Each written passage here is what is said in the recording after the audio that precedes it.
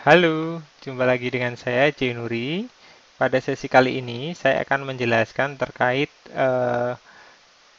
proses untuk pembuatan pop-up dengan JavaScript. Di sesi sebelumnya kita sudah mempraktekkan terkait database, login, editing, hapus dan deleting, serta menampilkan sebuah database. Nah, dalam sebuah pemrograman, agar program itu bisa lebih mudah digunakan dan dipahami oleh user dalam artian user friendly, maka program tersebut harus bisa memastikan sebuah prosesnya dieksekusi dengan benar sesuai harapan dari pengguna atau tidak. Nah, untuk memastikan hal tersebut perlu adanya sebuah notifikasi atau pesan ketika ada operasional atau perintah yang dieksekusi. Nah, salah satunya contoh kemarin kita sudah mempraktekkan ketika proses delete, menghapus, maka itu akan memunculkan notifikasi biasanya data berhasil dihapus. Nah, di sesi kali ini saya akan menerapkan pop-up dengan JavaScript ini untuk proses penambahan data untuk penyimpanan maupun nanti ketika untuk editing data. Penasaran? Langsung saja kita praktekkan apa saja nanti yang perlu kita rubah dari script yang sudah ada. Oke, sebelum praktek, kita pastikan kembali untuk Apache maupun MySQL-nya pada posisi ready. Kalau memang belum, kita klik pada tombol start yang ada.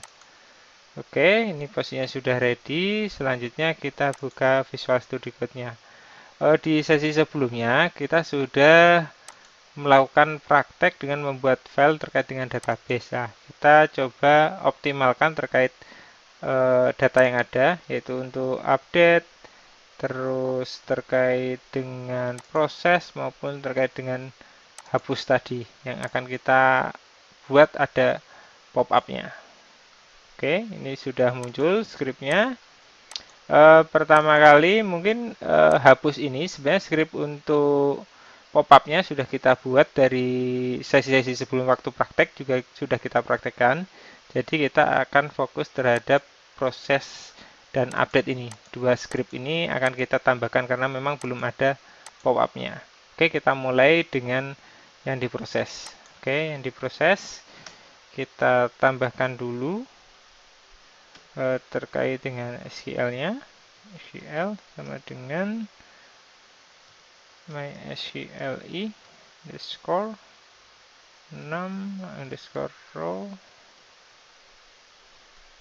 kemudian mysqli underscore query data, query, kita masuk ke koneksi dulu, koneksi, kemudian kita perintahkan untuk membaca, berarti selectnya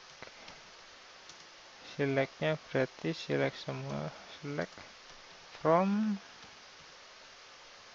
F-nya ketinggalan, from,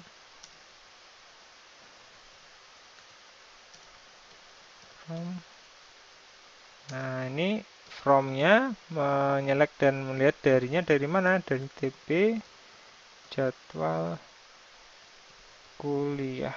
Nah, sudah, ini dari database jadwal kuliah, posisinya di mana, where-nya di kelas, karena kemarin yang menjadi primary-nya adalah di kelas. Oke, kelas.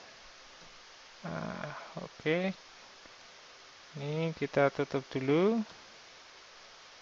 Kurang satu lagi. Oke, kita tutup. Kemudian kita buat if-nya. If-nya jika oke, SQL tadi oke, dia sama, maka echo akan memunculkan script. Kita buka. Nah, ini yang JavaScript yang sudah kita mulai ketik scriptnya. Script ini muncul alert. Kemudian setelah ada alert kita buat untuk keterangannya, data gagal disimpan. simpan. Oke, terus kemudian kita bikin windownya. Larinya kemana nanti? Oh, window location sama dengan, berarti kalau gagal dia tetap dilarikan ke ini ya, apa namanya, ke tambah data saja, masih tetap di situ. Tambah data .php. Oke, ini kita tutup scriptnya. Script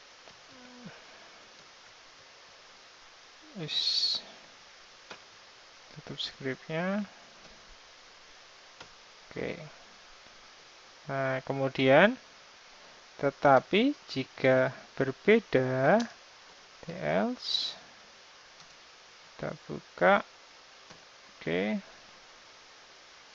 Nah, ini ketika berbeda sama, nanti akan memasukkan data jadwal kuliah kalinya itu. Nah, ini yang kita ganti. Header ini nanti kita ganti dengan pop-up. Kita echo script. Oke, alert. Oke, alertnya data berhasil disimpan berarti ya, karena ini nanti kalau berbeda, data berhasil disimpan. Oke, kita tutup. Ini windownya, berarti dia nanti larinya ke itu, kemana? Ke tampil berarti kan. Ketika dia berhasil, nanti dia akan pindah ke tampil.php. Oke, kita tutup scriptnya. Script. Oke. Nah, kita tutup scriptnya. Oke, kita simpan. Nah, ini yang untuk proses sudah. Kemudian yang untuk update. Untuk update ini karena tidak ada fungsi logical if tadi, kita langsung bikin aja untuk echo-nya. Echo, langsung kita buka scriptnya. Script. Oke, alert.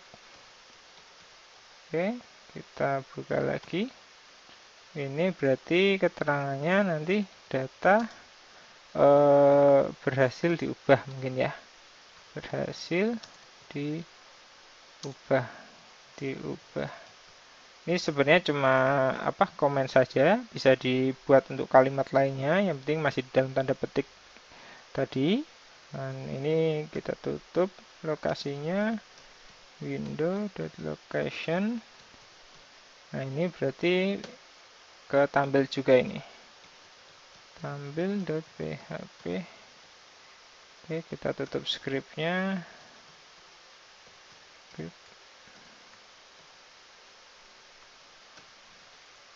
Oke, kita simpan. Nah, udah selesai. Cuma ini aja. Jadi penambahannya yang penting echo script, nanti ada alertnya. Kemudian ada komennya tadi, nanti windownya mau kemana atau lokasi tujuannya. Ke tampil atau kemana. Nah, ini kita, seperti contoh ini, kita larikan ke tampil lagi. Oke, kita simpan. Kemudian kita coba. Oke, kita coba localhost latihan 6. Oh, ini ada. Oke, kita masukkan nama kita, user tadi. Oke, masuk. Kita masukkan misal kelas F, yang jauh aja. F, mata ininya misal dia algoritma. Harinya hari Kamis misalnya. Kamis. Jamnya jam 18.00 sampai 20.00. Oke, kita simpan. Nah, data berhasil disimpan. Kita klik OK, maka dia akan lari ke ini, tampil nih, kelihatan nih. Oke, bagaimana kalau kita hapus masih perintah yang kemarin ya. Seharusnya tidak berpengaruh. Tuh, berhasil dihapus. Dia balik lagi juga ke tampil. Bagaimana kalau diedit? Coba yang C-nya kita edit. Misal TP-nya kita ganti APK, harinya Rabu kita ganti hari Sabtu, jamnya kita ganti pagi, misal 10.00 sampai 12.00. Oke, kita simpan. Apakah berubah? Data berhasil berubah, kita cek. Nah, berhasil, jadi berubah jadi APK tadi. Oke, ini untuk perubahannya. Oh ya, satu lagi, bagaimana jika nanti datanya sama untuk yang di sebagai primary ini? Nanti kita coba. Oke, kita lanjutkan untuk mencoba data yang sama. Klik jadwal tambah. Oke, kita masukkan username lagi. Oke, kita masukkan kelas A tadi sama. Oke, kita ke misal di sini algoritma. Harinya hari Kamis, jamnya jam. Kita simpan. Nah, tidak mau dia. Jadi di sini datanya sama. Jadi dia dideteksi, kemudian ada notifikasi pop-up ini data gagal disimpan sesuai perintah tadi. Oke, seperti itu. Jadi ketika kita nanti membuat pop-up itu, harapannya si user bisa lebih mudah memahami proses yang ada. Kita logout. Oke, mungkin dari saya cukup sekian. Terima kasih dan jangan lupa untuk selalu mencoba. Dan selamat mencoba.